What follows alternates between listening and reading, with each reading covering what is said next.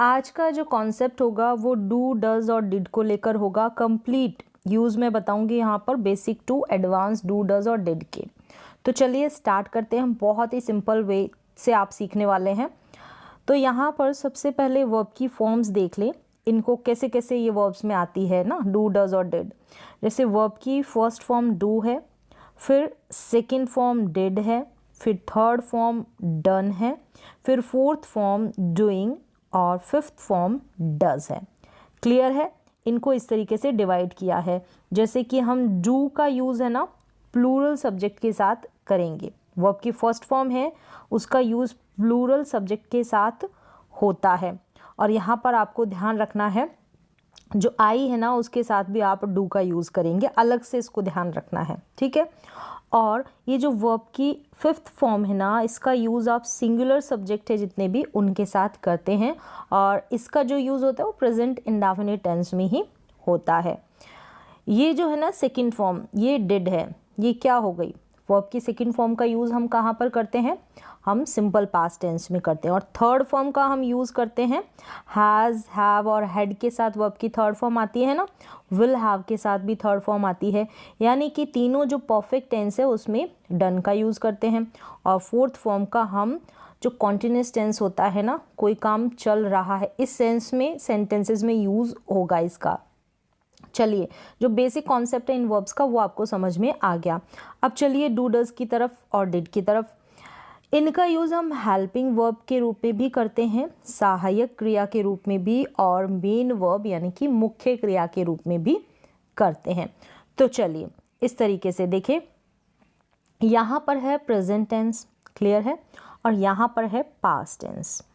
तो present tense में हम यूज़ करेंगे डू और डज का, क्लियर है। डू और डज का हम प्रेजेंट टेंस में यूज़ करेंगे, और पास्ट टेंस में हम यूज़ करेंगे डिड का, डिड का यूज़ करेंगे। नेगेटिव और इंटरोगेटिव सेंटेंसेस के लिए हम डू डज का यूज़ करते हैं, ठीक है। नेगेटिव और इंटरोगेटिव कौन सा? प्रेजेंट इंडेफिनिट टेंस का जब हम बनाते हैं। क्लियर है? आपको समझ में आ रहा होगा। फिर यहाँ पर नेगेटिव इंटरोगेटिव सेंटेंसेस में ही हम डिड का यूज़ करते हैं। हम क्या करते हैं? पास्ट इंडेफिनिट का जब हम नेगेटिव सेंटेंस बनाते हैं, इंटरोगेटिव सेंटेंस बनाते हैं तब। ये तो आपको समझ में आ गया। नेगेटिव और इंटरोगेटिव बनाते समय हम किस तरीके से करेंगे सेंटेंसेस में, और अभी सीखना। उसके बाद एक जगह है जहाँ पर हम पॉजिटिव सेंटेंस में, जहाँ पर ना ही तो नेगेटिव होगा, नॉट का यूज़ होगा, ना ही प्रश्न किया जाएगा, ऐसे सेंस में भी हम डू, डज और डिड का यूज़ करते हैं। इसको हम लास्ट में सीखेंगे, ठीक है। और यहाँ पर आपको एक और चीज़ ध्यान रखनी है, जब आप नेगेटिव सेंटेंस बनाएंगे ना, डू या डज, यानी डू नॉट या डज नॉट इस तरीके से, या फिर आप बोलेंगे डिड नॉट, तब वहाँ पर आपको ध्यान रखना है इनके साथ नेगेटिव बनाए या इंटरोगेटिव बनाए, वर्ब की फर्स्ट फॉर्म का यूज़ करेंगे। अब कैसे करेंगे अभी सेंटेंसेस में आपको और क्लियर हो जाएगा।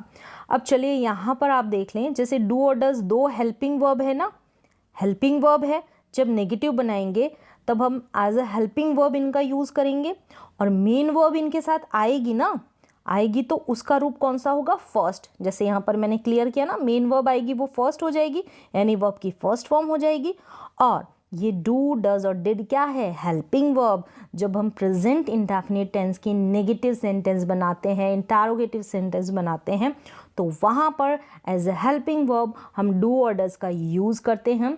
और पास्ट इंडेफिनिट टेंस का जब हम नेगेटिव और इंटरोगेटिव सेंटेंस बनाते हैं तब हम डिड का as a helping verb use करते हैं, और मेन वर्ब फर्स्ट फॉर्म आएगी। यहाँ तक आपको क्लियर हो गया होगा।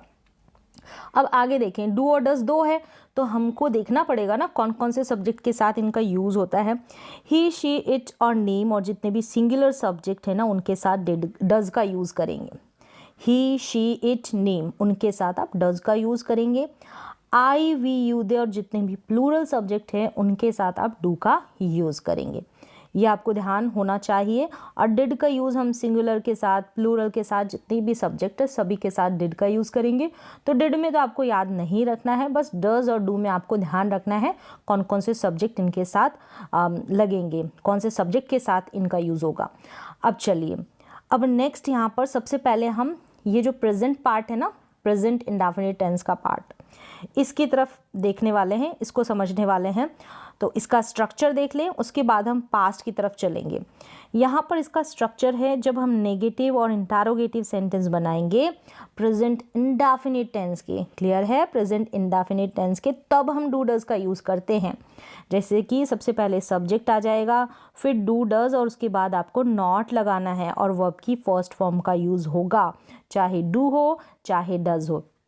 फिर है यहाँ पर कोई SEIS यहाँ पर नहीं लगेगा, ठीक है ना, SEIS नहीं लगेगा क्योंकि हम प्रेजेंट इंडेफिनिट टेंस की बात कर रहे हैं। लेकिन नेगेटिव की बात कर रहे हैं, इंटरोगेटिव की बात करेंगे तो वहाँ पर SEIS वाला फंडा नहीं लगेगा। आप सिंपली वर्ब की फर्स्ट फॉर्म का यूज़ कर दें, फिर ऑब्जेक्ट आ जाएगा। सेम ऐसे ही इंटरोगेटिव सेंटेंस बनाएंगे तो डू डज को स्टार्टिंग में रख देंगे, ठीक है ना, हेल्पिंग वर्ब है, फिर सब्जेक्ट आ जाएगा, फिर वर्ब की फर्स्ट फॉर्म आ जाएगी, फिर ऑब्जेक्ट आ जाएगा। अगर आपको WH फैमिली वाला इंटरोगेटिव सेंटेंस बनाना है तो डू डज से पहले आपको जो इंटरोगेटिव वर्ड है ना, what, where, when, WH family वाला, वो आपको लिख देना है स्टार्टिंग में, यानी डू डज से पहले।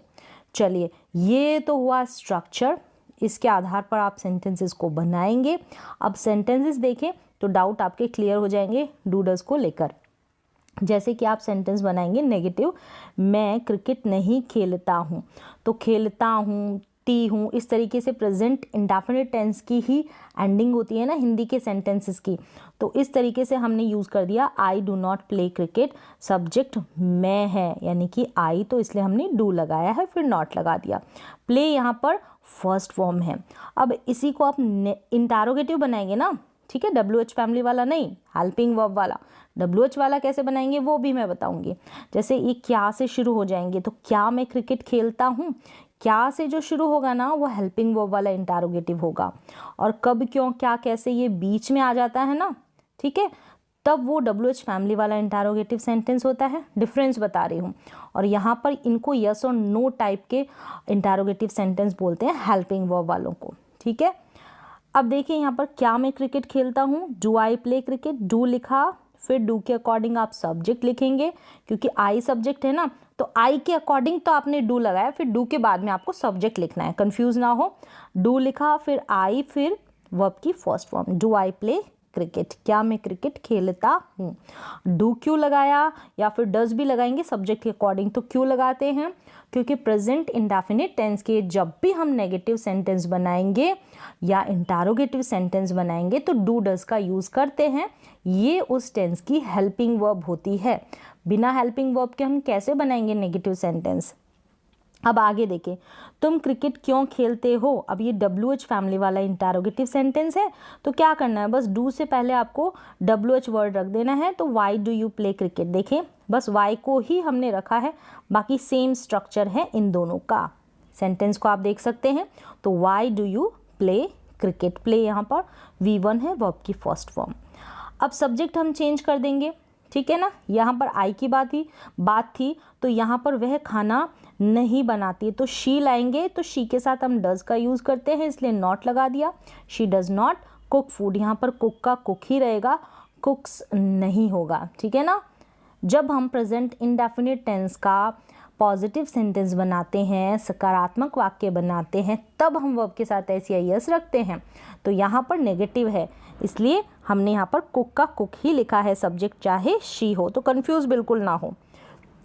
अब जैसे इसका हमने पॉजिटिव कैसे बनाएंगे, मैंने लिखा है यहाँ पर वह खाना बनाती है, तो शी कुक्स फूड। अब इसका ये नेगेटिव है, देखा कुक्स है यहाँ पर कुक आ गया। जब हम डज नॉट की बात करेंगे तो आपकी फर्स्ट फॉर्म का यूज़ हो जाएगा।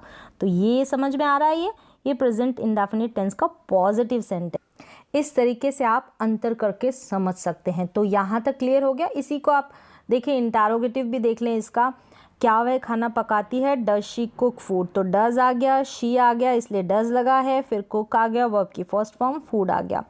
क्या वह खाना पकाती है। WH फैमिली वाला बनाएंगे तो यहाँ पर जो भी वह खाना क्यों पकाती है, तो वाई को शुरू में लिख देंगे। तो इस तरीके से आप डू डज का यूज़ करते हैं प्रेजेंट इंडेफिनिट टेंस का नेगेटिव बनाते समय और इंटरोगेटिव सेंटेंस बनाते समय। चलिए ये कॉन्सेप्ट तो आपको क्लियर हो गया। अब यहाँ पर आ जाए पास्ट इंडेफिनिट की तरफ, जहाँ पर हम डिड का यूज़ करते हैं। स्ट्रक्चर देखिए, नेगेटिव और इंटरोगेटिव सेम जो सेंटेंस होंगे इसमें भी होंगे। यहाँ पर बस डिड का यूज़ होगा, जैसे सब्जेक्ट हो गया, फिर डिड नॉट लग गया, वर्ब की फर्स्ट फॉर्म आ जाएगी ऑब्जेक्ट। देखें डिड आ जाएगा ना, डिड नॉट आ जाएगा, तो वर्ब की फर्स्ट फॉर्म का आपको यूज़ करना है, हमेशा ध्यान रखें। वैसे हम वर्ब की फर्स्ट फॉर्म का यूज़ करते हैं, सेकेंड फॉर्म का यूज़ करते हैं जब पास्ट का हम इंडेफिनिट टेंस बनाते हैं, लेकिन वो पॉजिटिव सेंटेंस होता है तब। लेकिन जैसे ही हम नेगेटिव की तरफ जाते हैं ना, तो वहाँ पर डिड के साथ आपको वर्ब की फर्स्ट फॉर्म का यूज़ करना है। क्लियर है। अब यहाँ पर देखिए इंटरोगेटिव में डिड पहले आ जाएगा, फिर सब्जेक्ट, फिर वर्ब की फर्स्ट फॉर्म, फिर ऑब्जेक्ट। ये है स्ट्रक्चर। इस बेस पे हम देखें सेंटेंसेस भी देख लेते हैं। मैंने क्रिकेट खेला, तो यहाँ पर आप समझ गए कोई काम किया या किया था, ऐसे एंडिंग होगी ना वाक्य की, यानी आ ई ए की मात्रा पर अगर सेंटेंस की एंडिंग होती है, यानी किया, लिया, की, दी, इस तरीके से, तो वो पास्ट इंडेफिनिट टेंस का सेंटेंस होता है। इस तरीके से आप थोड़ी सी पहचान कर सकते हैं। और आगे अगर था भी लग जाता है तो उस तरीके से भी देखिए, जैसे मैंने क्रिकेट खेला, आ की मात्रा पर वाक्य की एंडिंग है, तो आई प्लेड क्रिकेट। ये जो सेंटेंस है ना, ये पास्ट इंडेफिनिट टेंस का पॉजिटिव सेंटेंस है। कौन सा है? पॉजिटिव। देखिए यहाँ पर प्लेड है ना, सेकेंड फॉर्म है प्ले की। क्लियर है। अब इसको जब हम नेगेटिव बनाएंगे ना, वहाँ पर हमको ज़रूरत पड़ेगी डिड की। मैंने क्रिकेट नहीं खेला या फिर नहीं खेला था, तो I did not play cricket. समझ गए। डिड नॉट के बाद में आपने देखा प्ले जो है ना, ये जो प्लेड है ना, इसको जैसे ही हमने नेगेटिव बनाया तो डिड नॉट के साथ प्ले आ गया, प्लेड नहीं रहेगा, ध्यान रखना है। अब इंटरोगेटिव देखें, क्या तुमने क्रिकेट खेला, did you play cricket, did आ गया, फिर सब्जेक्ट आ गया, फिर वर्ब की फर्स्ट फॉर्म, फिर ऑब्जेक्ट। इस तरीके से आप बना लेंगे। देखिए डिड शुरू में लगा है, सब्जेक्ट का आपको मतलब ध्यान नहीं रखना है, चाहे subject I, we, you, they, he, she, it, singular, plural, कोई सा भी हो, आपको डिड का यूज़ करना है। और इसके साथ जो भी वर्ब आएगी उसका रूप पहला आएगा, यानी कि वर्ब की फर्स्ट फॉर्म आएगी। डू डज के साथ भी सेम ऐसा ही है, वर्ब की फर्स्ट फॉर्म आएगी। चलिए, तुमने क्रिकेट क्यों खेला, तो why did you play cricket. Why वाला यानी कि WH फैमिली वाला इंटरोगेटिव सेंटेंस है। यहाँ पर क्या होता है, कब, क्यों, क्या, कैसे, ये बीच में आ जाता है सेंटेंस के। और हेल्पिंग वर्ब वाले में क्या होता है, क्या से शुरुआत होती है वाक्य की, और एंडिंग से आप पहचान जाते हैं कि हम डिड का यूज़ करें, हम डज का यूज़ करें। पहचान से आप थोड़ा सा अंदाज़ा लगा लेते हैं। चलिए, मुझे लग रहा है ये कॉन्सेप्ट आपको क्लियर हो गया। आगे बढ़ते हैं। अब देखें पॉजिटिव सेंटेंस में हम कहाँ पर यूज़ करते हैं इनका। जब कोई बात जोर देकर बोलते हैं, चाहे वो प्रेजेंट में बोले या पास्ट में बोले, तब हम डू, डज, डिड का यूज़ करते हैं। पास्ट का सेंस है तो डिड का यूज़ करेंगे, और प्रेजेंट का सेंस है तो डू और डज का यूज़ करेंगे। ठीक है, सब्जेक्ट के अकॉर्डिंग डू डज लगेगा। जैसे आपने बोला मैं पढ़ता हूँ, सेंटेंस बनाया आई स्टडी, क्योंकि ये प्रेजेंट का सिंपल यानी प्रेजेंट इंडेफिनिट टेंस है ना, तो मैं पढ़ता हूँ, आई स्टडी। फिर यहाँ पर आपने जोर दे के बोला इसी बात को, मैं पढ़ता तो हूँ, इस तरीके से मैं पढ़ता तो हूँ, कोई काम करता तो हूँ, तो I do study, I do study. इस तरीके से मुझे लगता है आपको समझ में आ गया। आई डू स्टडी, तो जोर देकर बात को बोलेंगे ना, तो वहाँ पर आप डू डज का यूज़ करेंगे। अब देखिए, वह पढ़ती है, प्रेजेंट इंडेफिनिट सेंटेंस है ना, प्रेजेंट का इंडेफिनिट टेंस का सेंटेंस है।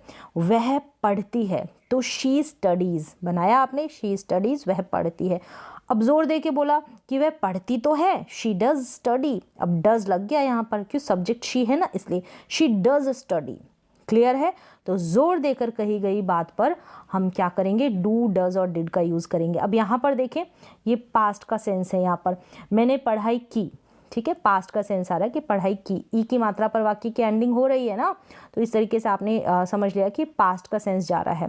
तो यहाँ पर आई स्टडीड यानी वर्ब की सेकंड फॉर्म का यूज़ होगा ना सब्जेक्ट के बाद, तो आई स्टडीड, मैंने पढ़ाई की, तो आपने पास्ट इंडेफिनिट टेंस का सेंटेंस बनाया, मैंने पढ़ाई की, आई स्टडीड। अब इसी बात को अगर जोर देकर बोलना है ना, तो आप बोलेंगे मैंने पढ़ाई की तो थी।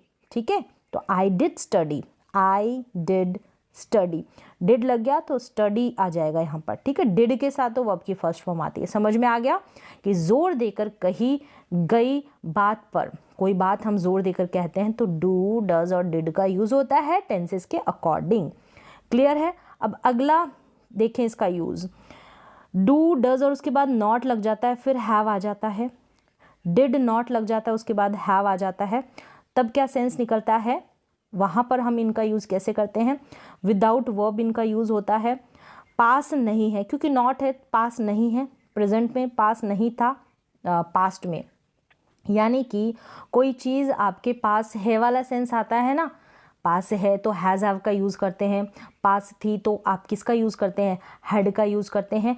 जब हम नेगेटिव बनाते हैं तब हम उनका जब पोजीशन का जब नेगेटिव बनाते हैं, पास होने वाले सेंटेंसेस का जब नेगेटिव बनाते हैं, तो आपको डू नॉट, डज नॉट और डिड नॉट का यूज़ करना पड़ता है टेंसेस के अकॉर्डिंग। डू, डज नॉट हम प्रेजेंट में यूज़ करेंगे, और हम डिड नॉट फिर हैव लगेगा, ठीक है। डू नॉट और डज नॉट के बाद भी हैव लगेगा और डिड नॉट के बाद भी हैव लगेगा, यानी कि पास नहीं है और पास नहीं था। सेंटेंसेस देखें, जैसे कि मेरे पास कार है, जब आप पॉजिटिव बनाएंगे तो ऐसे ही बनाएंगे ना, आई हैव अ कार। अब पास थी, ठीक है, पास्ट टेंस में तो I had a car. Clear है, यहाँ पर हैड आ गया, ठीक है, समझ में आ रहा है। अब इसी को जब हम नेगेटिव बनाएंगे तो वो देखना, यहाँ पर तो सब्जेक्ट फिर हैज़ और हैव लग जाएगा, सब्जेक्ट के अकॉर्डिंग समथिंग, कि जो भी चीज़ आपके पास है वो लिखनी है, फिर सब्जेक्ट हैड आ जाएगा, फिर समथिंग जिस भी चीज़ की बात हो रही है, वर्ब नहीं लगेगी। अब देखें कैसे हम इंटरोगेटिव में बनाते हैं और कैसे हम नेगेटिव में बनाते हैं। जैसे कि मेरे पास कार नहीं थी, I don't have a car. आपने डोंट यूज़ किया क्योंकि आई सब्जेक्ट है, आई, वी, यू, दे, इन सब्जेक्ट के साथ, इनके साथ डोंट लगेगा, तो ही, शी, इट और सिंगुलर सब्जेक्ट के साथ हम यूज़ करेंगे डज का। यहाँ पर चाहे डोंट हो चाहे डजंट हो, चाहे डोंट हो चाहे डजंट हो, सभी के साथ हैव लगेगा, ठीक है। हैज़ वाला फंडा यहाँ नहीं चलेगा, ये ध्यान रखना है। तो आई डोंट हैव अ कार आपने बोला, और उसके पास कार नहीं थी, अब उसके पास की बात हो रही है, she don't have a car, आप यहाँ पर हैज़ नहीं लगाएंगे, ठीक है ना, हैव लगाएंगे, बस इतना सा आप ध्यान रखें। हैव लग जाएगा, डोंट हैव, डजंट हैव, ठीक है। कोई चीज़ आपके पास नहीं है और कोई चीज़ आपके पास नहीं थी, इंटरोगेटिव बनाएंगे। यहाँ पर ये जो है नेगेटिव है, ठीक है, इसको आप करेक्ट कर ले, ये नेगेटिव है, इंटरोगेटिव यहाँ नीचे मेंशन किए है मैंने, ये नेगेटिव है। जैसे मेरे पास कार नहीं थी, नेगेटिव है कि मेरे पास कार नहीं थी, पास्ट का, तो I did not have a car, और उसके पास कार नहीं थी, she did not have a car. अब यहाँ पर आपको ध्यान रखना है, डिड नॉट का यूज़ करेंगे, क्लियर है। अब डिड नॉट के साथ आपको हैव ही रखना है, डज और डोंट के साथ भी आपको हैव ही रखना है, ये आपको ध्यान रखना है, यहाँ पर हैज़ का यूज़ नहीं करना है। अब यहाँ पर देखिए, ये जो है ये इसका स्ट्रक्चर है, नेगेटिव सेंटेंस अभी बनाया ना, सब्जेक्ट फिर डोंट या डजंट आ जाएगा, फिर हैव आ जाएगा, फिर जिस भी चीज़ की बात कर रहे हैं। अब ये डिड वाला देख लें, सब्जेक्ट फिर डिडंट आ जाएगा, फिर हैव आ जाएगा, और समथिंग जिस भी चीज़ की आप बात कर रहे हैं। अब इंटरोगेटिव भी देख ले, सेम ऐसे ही बनेगा। क्या तुम्हारे पास कार है, जैसे अभी तक हमने बनाया है, तो क्या तुम्हारे पास कार है, do you have a car. क्या उसके पास कार है, does she have a car. देखिए हैव आ रहा है, हैव आ रहा है, सब्जेक्ट शी है भले ही, फिर भी हम हैज़ नहीं लगा रहे, हैव लगा रहे हैं, क्योंकि यहाँ पर डज और डू और हैव क्लियर है, समझ में आ रहा है।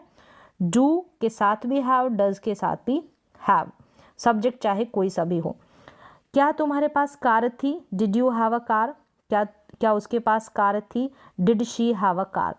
तो डिड शी हैव आ गया, डिड यू हैव, तो यहाँ पर हैव और क्या से शुरू हो रहा है, जो भी हेल्पिंग वर्ब है उसको स्टार्टिंग में रखा है हमने, ठीक है, इंटरोगेटिव हेल्पिंग वर्ब वाला है। तो क्लियर है, ये अभी हमने नेगेटिव देखा। इस तरीके से आपने यूज़ देख लिया है, कहाँ पर डू, डज और डिड का हम यूज़ करते हैं, कैसे हम नेगेटिव में करते हैं, कैसे इंटरोगेटिव में करते हैं, कैसे हम पोजीशन वाले सेंटेंसेस में करते हैं, कोई चीज़ आपके पास है के सेंस में।